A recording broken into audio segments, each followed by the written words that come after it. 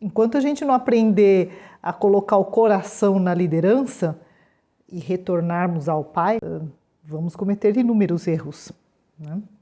Errar é humano. É humano, mas você paga a conta depois, né?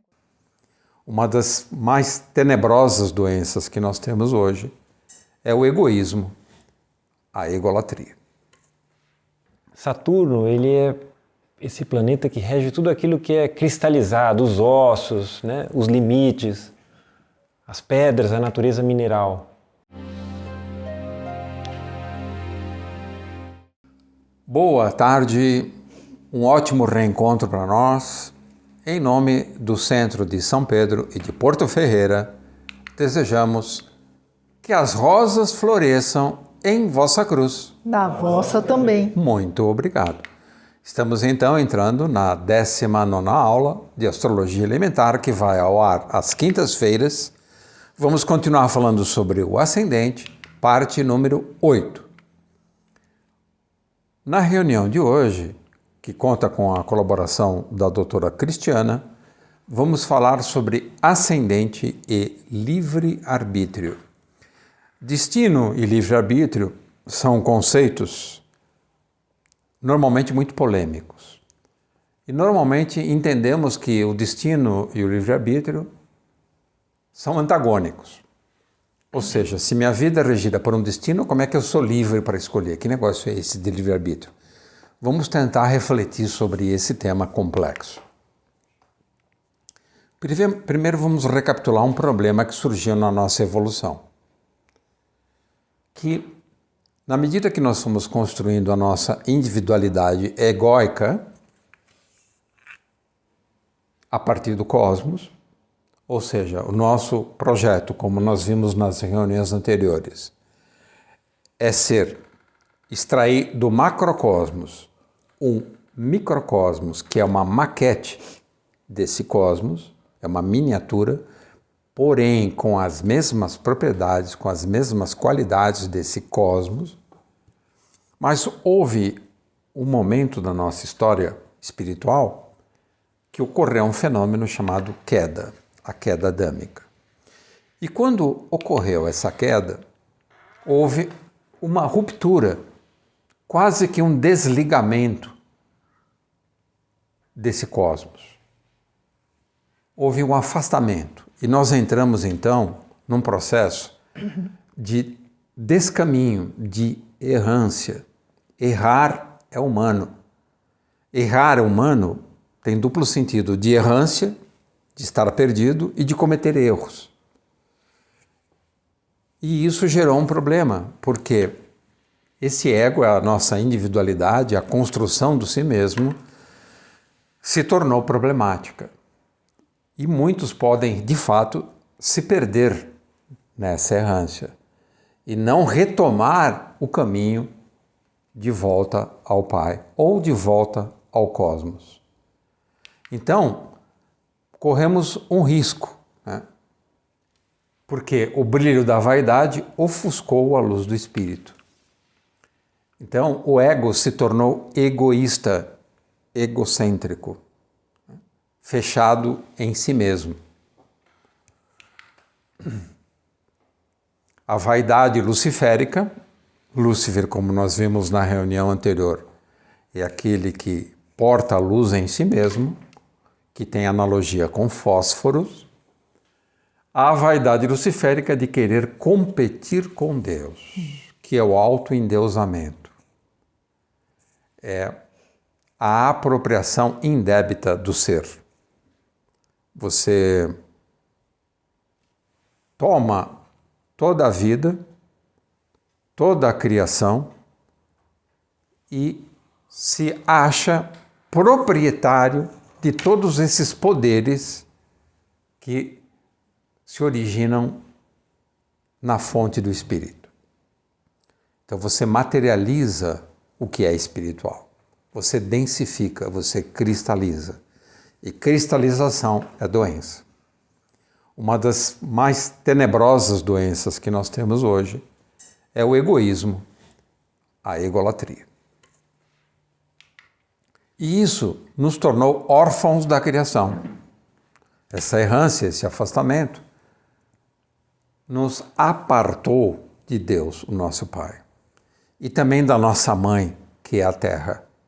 Nós passamos a agredir e violentar o planeta que é a nossa maternidade, é a nossa morada celeste, momentânea. Então nós nos distanciamos do Pai e violentamos nossa mãe, tal como é maravilhosamente descrito no mito de Édipo. Édipo é órfão, abandona o pai e violenta a mãe. É a relação com Deus e com a terra. É uma leitura, claro. Quem faz essa leitura é a Nike de Sozzanelli, no livro maravilhoso Simbolismo do Corpo Humano. Vale a pena estudar a história de Édipo, analisada por Nike de Sozzanelli. Então nós rejeitamos o Éden e escolhemos fabricar o paraíso com as próprias mãos. Eu vou resolver o meu pedaço. Deixa comigo. O egoísmo, a egolatria, a centralização em si mesmo tem esse aspecto. Você se considera poderoso e capaz de realizar as coisas independente das forças cósmicas. Você se torna onipotente, ou se vê onipotente. Cai nessa ilusão terrível, que é fruto da vaidade. Mas nós então corremos o sério risco de fabricar desertos e infernos. Você quer fabricar um paraíso, mas hoje nós vemos no século XXI como o planeta Terra está se transformando no inferno, em todos os sentidos. As relações interpessoais, as questões políticas, econômicas, a degradação da natureza, a escassez de matéria, de alimento. É uma violência sem fim e a natureza, obviamente, está mostrando a conta, falando, olha o que vocês têm feito comigo. Agora, não que eu vou me vingar de vocês, mas vocês vão colher aquilo que vocês semearam.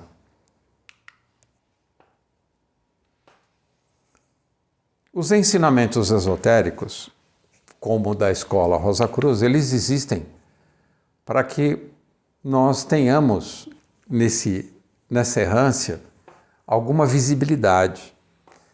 Então, toda a tradição e a Escola Rosa Cruz respeita e obedece à tradição cristã. A tradição orienta sobre as vantagens e os perigos do livre-arbítrio. O livre-arbítrio, a livre escolha, ela é uma bênção por um lado, porque você tem que aprender a discernir entre o certo e o errado, mas até você aprender a fazer isso, você pode cair em penhascos, em abismos, em lodaçais, em oceanos profundos. O estado de coma, por exemplo. Você pode cometer tantos erros que você é convidado a um acidente e fica num estado de coma, em coma por 1 ano, 2 anos. Você está vivendo na profundidade do oceano, longe da superfície. Vamos então convidar a nossa irmã aqui de São Pedro, Cristiana, para falar um pouquinho sobre isso. Você está com quantos anos, Cristiana? Mas que pergunta indiscreta. Tá bom, não precisa responder. Vou falar, não. Não precisa responder. Eu sabia que você ia ser Lógico, reativa. Vai perguntar isso para uma mulher? O seu colega Anjo Bom... É brincadeira, de frente às câmeras ainda? O Anjo Bom falou que a reatividade é um mau sinal. Então esquece a pergunta. Vou para a segunda pergunta. Na sua trajetória até morar aqui em São Pedro, como é que você usou o seu livre-arbítrio? Você usou sabiamente ou teve problemas com ele? Olha, muitos problemas. E hoje, você acha que você aprendeu a usar o livre-arbítrio? Estou aprendendo. Dia a dia, cada dia é um aprendizado. Então, não tem fim esse aprendizado, né, Cris? Não tem. Enquanto a gente estiver vivo, vamos ter que aprender. Por quê? Porque o livre-arbítrio a gente perdeu ele, a gente ganhou ele após uma queda, a queda do paraíso. Então, na verdade, a gente tem que aprender a retornar ao que era. Então, quando você observa, por exemplo, a natureza, o funcionamento de cooperação que existe na natureza, o reino animal, a sabedoria que existe nos espíritos grupos que são comandados por arcanjos, e nós não, nós estamos na nossa própria sorte, comandados pelo hemisfério cerebral esquerdo, que é egoísta. Então, enquanto a gente não aprender a colocar o coração na liderança e retornarmos ao Pai, vamos cometer inúmeros erros, né? Errar é humano. É humano, mas você paga a conta depois, né? Com as doenças que você estava comentando ali. Muito bem. Você é doutora, né, doutora? Uhum. Acabei fazendo medicina no meu percurso aí.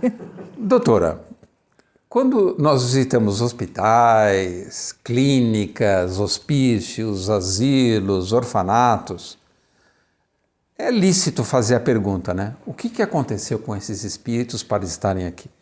Uma pessoa, por exemplo, que está pagando a pena de uma prisão perpétua, ou que foi condenada à pena de morte, nos países em que há, infelizmente, pena de morte. O que aconteceu, doutora? Então, como eu estava comentando, que existem leis que regem a natureza e que também nos regem. E com ela que nós temos que nos nortear, e não com as leis humanas, que temos que recorrer, às vezes, a advogados nas leis humanas, né? Por conta do que existe aí. Então, a gente tem que voltar para as leis da natureza. Quando a gente se desvia do que é certo por Deus, pela natureza, o destino vai mandar corretivos. Seja o aprisionamento, seja alguma doença, alguma fatalidade do destino, vai ser mandado uma correção para a gente. E é simplesmente um presta atenção para que a gente possa voltar a seguir condutas coerentes com o que a natureza preconiza. Mas por que às vezes o presta atenção é tão violento? A ponto, por exemplo, da pessoa perder um membro, ou ficar paralítica, ou passar por um processo de Alzheimer e esquecer completamente até quem ela é. Por que às vezes o destino tem que ser tão trágico, vamos chamar assim? Então, eu penso assim, que a cada dia nós estamos fazendo escolhas e nós estamos agindo. E não percebemos que escolhas simples ou ações simples, se elas são errôneas, elas vão se acumulando. Então, esses presta-atenções vão vindo progressivamente. Só que se você for reincidente cada vez mais, vai aumentando o nível do chamado. Ou se você cometer uma falta muito grave e você for muito cabeça dura, muito cristalizado, então Deus vai te colocar algo diferente para você se ligar e corrigir a rota errada que ia te levar a uma perdição. Então nós podemos, de maneira geral, associar um destino trágico a uma insistente reincidência. Uma teimosia, vamos dizer assim. Sim, acredito que sim. A pessoa recebeu vários avisos e não ouviu. Sim, e essa é a egolatria, porque a pessoa se acha senhora de tudo, de si própria, do universo, acha que pode fazer e acontecer com base no que ela acha correto, né? Então é fazer a própria vontade e não a vontade do Pai. Vai dar ruim. Ótimo. Então, anjo bom, vamos focar nessa questão do livre-arbítrio. Que missão é essa de aprender a lidar com o livre-arbítrio? Vamos chamar de missão laboriosa, dá um trabalhão. Por quê?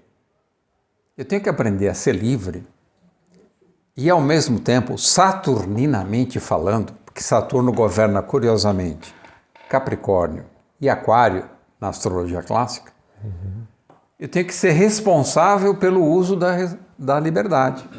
Responsável, Saturno, liberdade, Aquário, Urano. É fácil ser responsável pelo uso da liberdade? Não é simples, não é simples. Mas você veja que é curioso, né? Saturno, ele é esse planeta que rege tudo aquilo que é cristalizado, os ossos, né? Os limites, as pedras, a natureza mineral, né? E o processo evolutivo é um processo natural de lapidação. E Saturno é esse planeta a partir de onde nós somos convidados a nos lapidarmos. Veja, somos convidados a sermos lapidadores, ou seja, a nos aperfeiçoarmos, a diminuirmos as impurezas que impedem que o nosso brilho seja. Na medida em que você usa esse Saturno de uma forma restritiva e você não compõe com aquilo que não é visível, você está se indisponibilizando esse processo de autolapidação.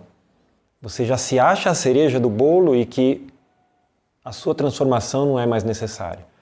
Então, quando essas forças interiores de lapidação, que deveriam ser desencadeadas pelo ascendente, né, de pura e espontânea vontade, deixam de atuar, esse processo de atuação de fora para dentro inicia uma conversa conosco.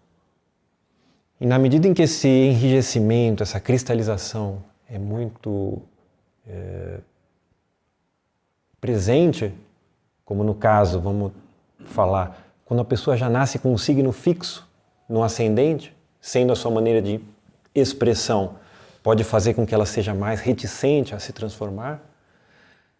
A força de lapidação que vem de fora para dentro pode ser um pouco incômoda e pode gerar sofrimento. O sofrimento das mais diferentes intensidades, na medida em que a pessoa se indisponibiliza a passar por ele. Então, a dor é proporcional à nossa dureza. A nossa escolha. Olha que interessante, porque você pode escolher estar endurecido. Não é interessante? Muito. Mas você não pode escolher como que o mundo responde ao seu endurecimento, né? A questão é o exercício desse livre-arbítrio, que eu achei muito interessante, como a doutora Cris nos propôs, né? Porque a gente acha que com a queda a gente só perdeu coisas. Mas veja, a gente ganhou o livre-arbítrio. Não é demais essa imagem que ela propõe?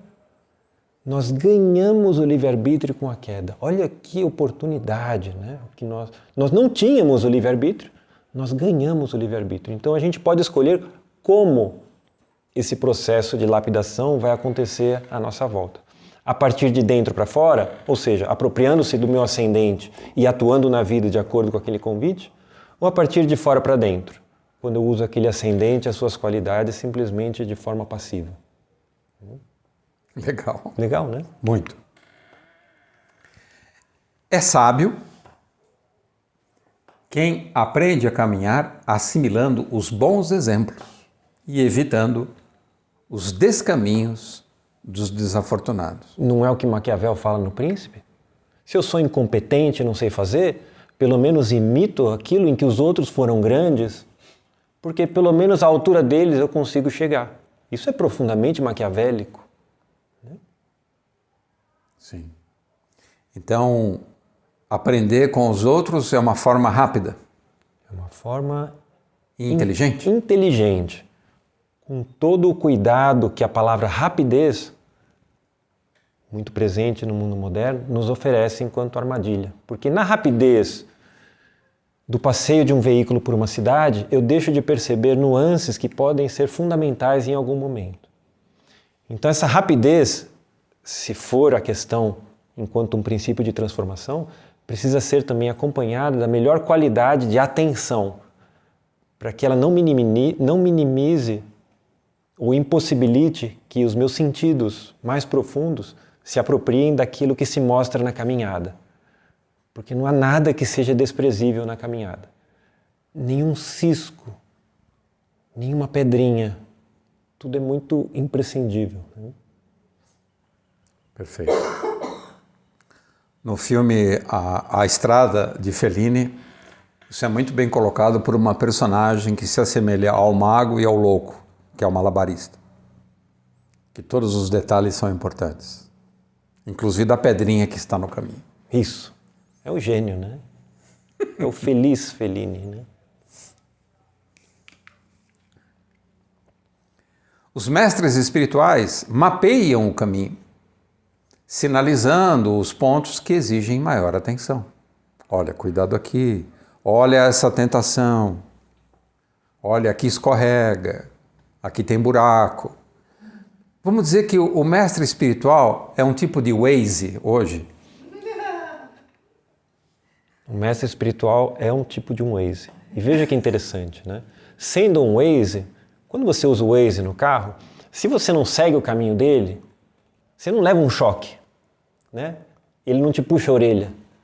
Ele muda a rota. Porque ele é o mestre. E o mestre nunca se impõe, ele sempre propõe. Assim como a astrologia, né? Ela é um convite, é um mapa, é um Waze também silencioso que nos propõe. Então você corre o ajuste, o risco de, ao não escutar o mestre, de passar por um caminho um pouco mais longo, um pouco mais acidentado. Né? Mas o mestre é sempre generoso em observar, né? E convidar.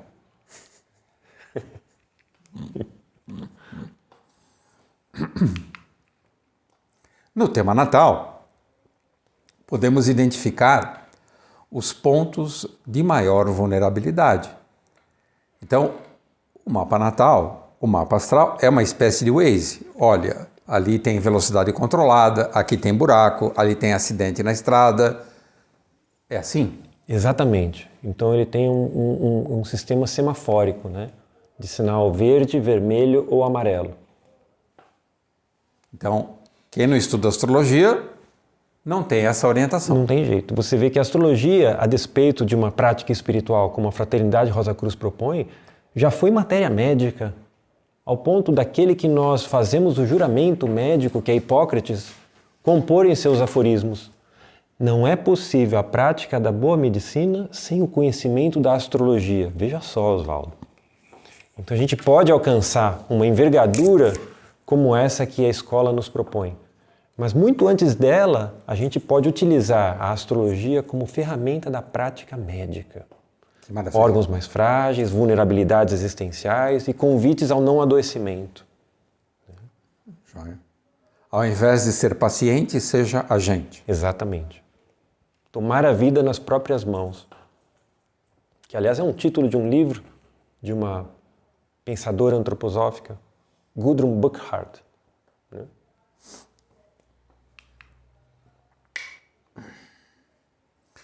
Então, no nosso tema natal, existem posições que merecem uma atenção maior.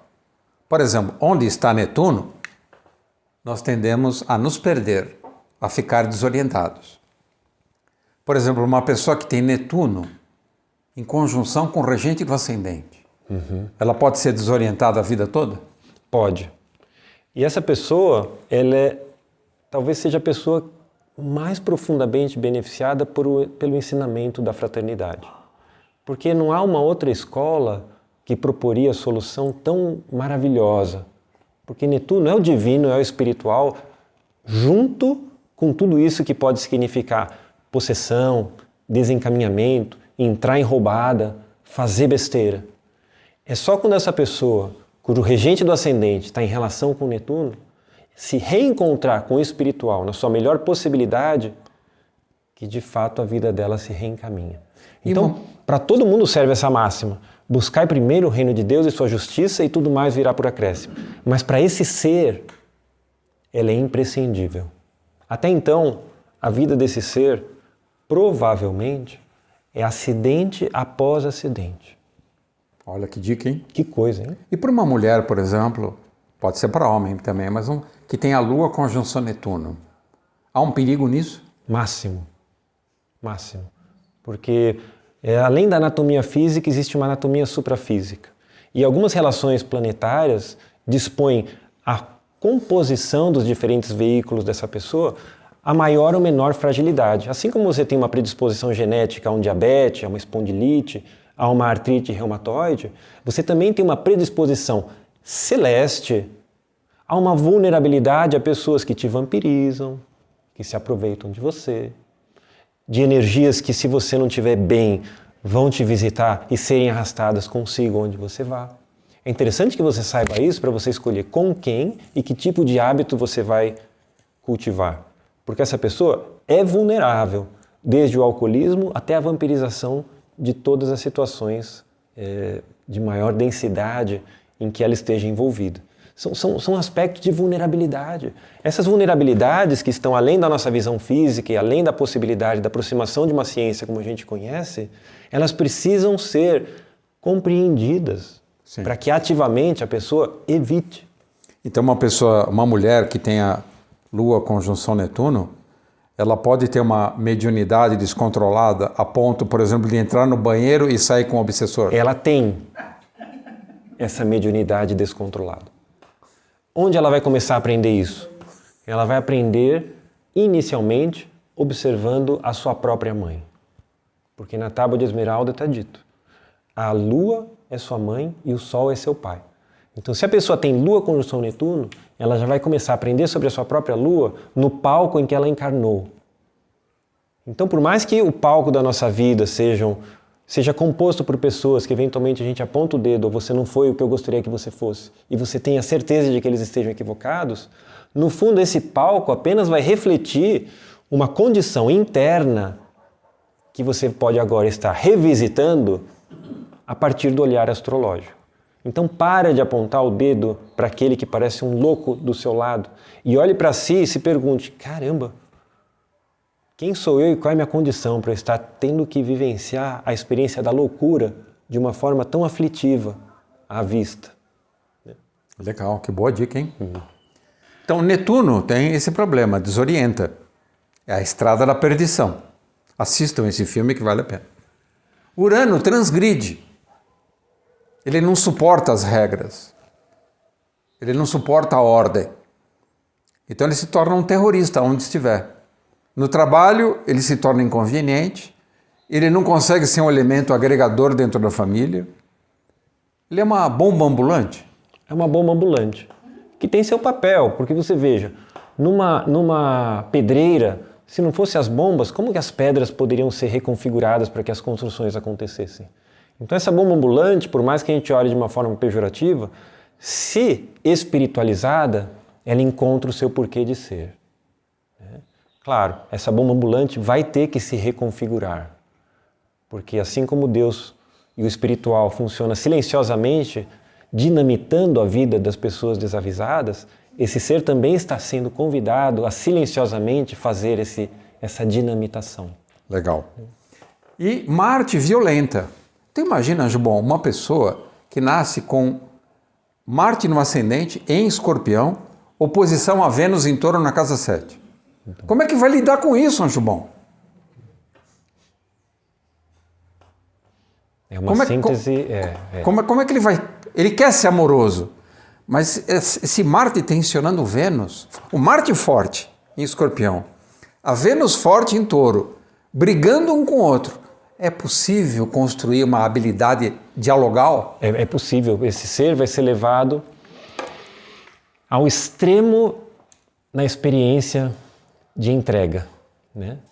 Porque ele vai ter que se recompor com um ser que é tão diverso de sua natureza pessoal que a chance dele não aceitar é máxima. Veja, Marte está no seu próprio signo de dignidade, Vênus está no seu próprio signo de dignidade. Nas casas, inclusive? Nas próprias casas em que eles são mais ativos. Que loucura! Loucura. Esse ser precisa experienciar o extremo da experiência da entrega para que o amor se revele. O que talvez não seja muito provável de se conseguir, porque é um ser tão enfaticamente seguro na sua expressão que fica temeroso a habilidade que ele terá de compor com esse outro. Se ele tiver Saturno também na casa 7, ou entrando na casa 7, e a relação dele com a autoridade, com o pai é difícil, o que você sugere para ele? Esse ser, quando Saturno está na casa 7, a melhor composição em termos de estar com o outro é saber que o outro, na aproximação, vai tender a restringi-lo, bloquear a possibilidade do arbítrio pessoal. E como é que, se ele tem Marte no ascendente, como é que ele vai aceitar essa submissão, Jubon? Mas ele não precisa aceitar ou não. A questão é ele saber que os encontros dele vão desafiá-lo de forma tão profunda ao ponto de tirá-lo do sério. Então é muito importante que pedagogicamente ele seja educado a aprender a escutar. Porque a ênfase e a habilidade que essa pessoa naturalmente tem de expressar-se é máxima. Então, se a gente se assegurar que ele consiga escutar, ser contemplativo em ambientes que tendam a ser hostis a ele, e a vida dessa pessoa vai ter uma tendência de, nos encontros, se mostrar com alguma hostilidade, no sentido de repreendê-lo quando ele tentar se colocar. Se ele for treinado a isso, e separar o que é do outro do que é de si, talvez em algum nível ele consiga compor com o outro. Então a gente poderia dizer que um Marte, numa situação desagradável no mapa, ou desafiadora, como você costuma dizer, exige autoadestramento. Isso. E Marte não é muito de fazer acordo, ele quer simplesmente ser como ele acha que deve ser. Então é muito importante ver se esse Marte que está no ascendente conversa de forma saudável com os demais planetas. Senão essa é a pessoa que vai bater de frente. E não vamos dizer que ela está errada ou não, é assim que ela tem sido. O fato dela nascer com um ascendente fixo, a gente sabe que vai ser um desafio. Então, ou é um ser que veio para sustentar uma grande obra e vai fazê-lo, ou é um ser que está condenado a entrar em colisão e ser afastado de toda tentativa de funcionamento em grupo. Lua atrasa. Então, se uma pessoa investe muito na própria Lua, a tendência dela é ficar naquele sistema de autorreferência, autopreservação e não querer sair do cercadinho, é isso? A Lua é um ser morto, é um pedaço de pedra que gira em volta da Terra. Né?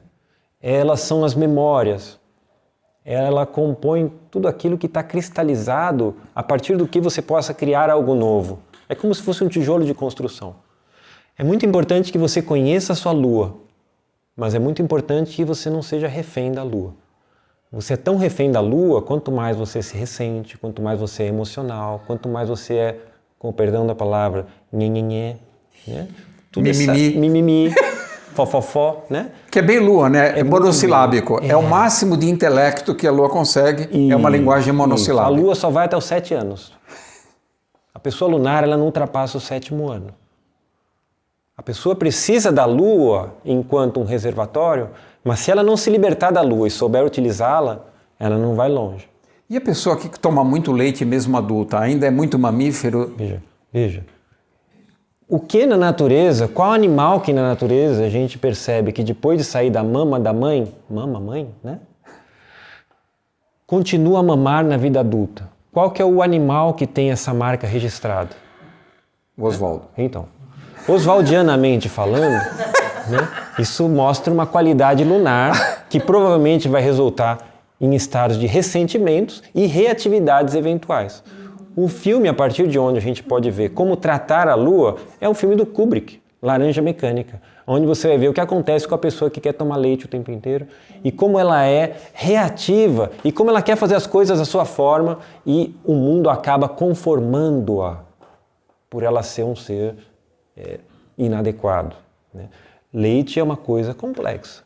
Se você continua tomando leite, depois que passou o seu período de amamentação, é importante parar e ver o que você está escolhendo na vida. O leite é feito para uma certa fase da vida. No filme Uma Simples Formalidade, do Giuseppe Tornatore, o Gerard Depardieu, ele recusa a tigela de leite, porque ele não quer voltar ao que ele era. Então. E por essa recusa ele ganha o direito de seguir a viagem. Exatamente. No final do filme ele segue a viagem. Isso. Enquanto os outros voltam ao que era. Então, assim como o leite materializa, o mel desmaterializa. Beleza.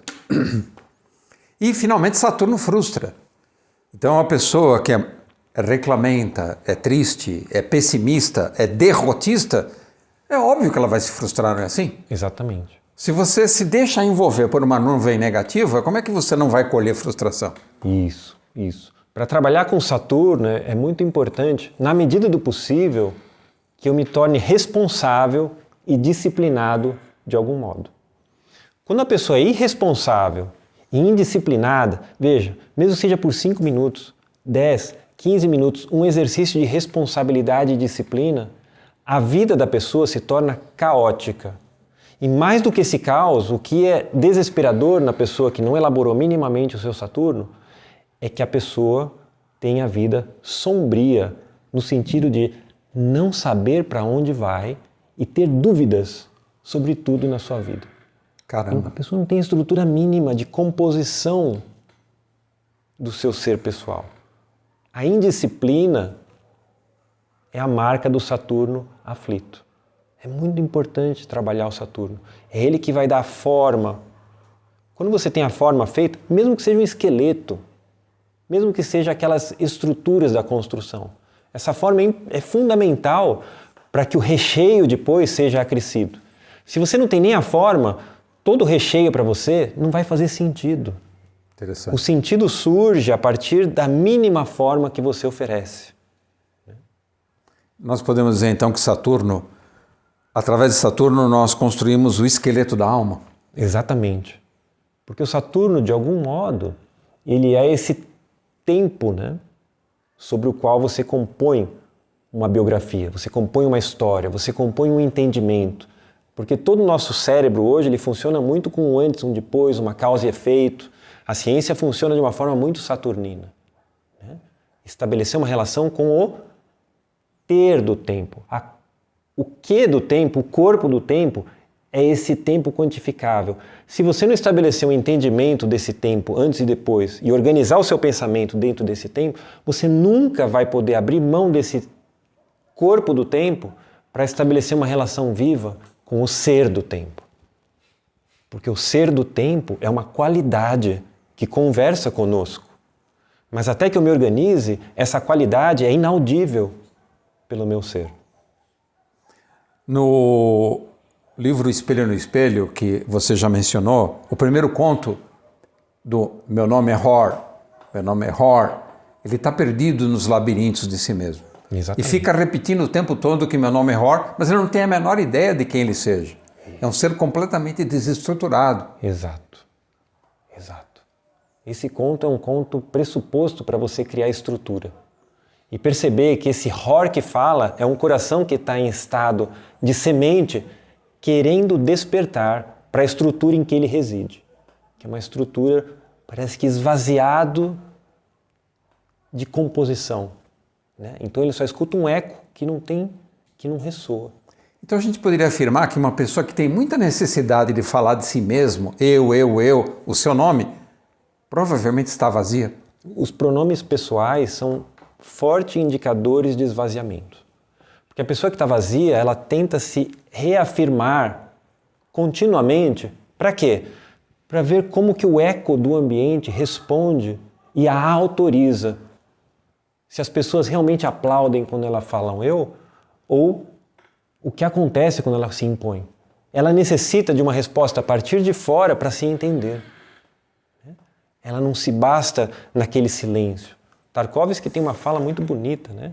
Que tende a ele que acha que todo jovem deveria aprender a ficar sozinho, sem nenhum estímulo, e vivenciar uma relação de amizade com a solidão. Porque é nessa relação de amizade com a solidão que é possível que esse eu fale de uma forma genuína e não de uma forma forçada de quando a pessoa quer se impor. Ou compensar carência. Ou compensar carência. Então, o estudo do mapa dos planetas pode localizar ou sinalizar as nossas fraquezas e também as nossas fortalezas. E cabe a cada um de nós, como estudante, principalmente um estudante da Fraternidade Rosa Cruz, florescer em virtudes, ou seja, fortalecer o que já é forte e encontrar soluções para os seus males e não continuar caminhando com muletas que não vão resolver nunca. Você precisa aprender a andar sozinho. Se você não aprender a andar sozinho, você vai ser que nem o tio de Hamlet. Você vai ser um Cláudio, um usurpador, um manco, um claudicante, que não é capaz de construir nada. Você se torna um manipulador que quer usurpar do trono de quem é digno. Você se torna um malandro, um manco. Obrigado, Angel. Show, hein? Obrigado, muito bom, Que bate-bola gostoso. muito bom. Nós somos maravilhosos, né? Graças a Deus. Obrigado, pessoal, por nos acompanhar e espero que vocês aproveitem bastante esse conteúdo e desejamos que as rosas floresçam em vossa cruz. Na vossa também. Obrigado. Se você gostou do nosso vídeo, se inscreva no canal e ative o sininho. E compartilhe com os amigos. Que as rosas floresçam em vossa cruz. Na vossa também. Obrigado.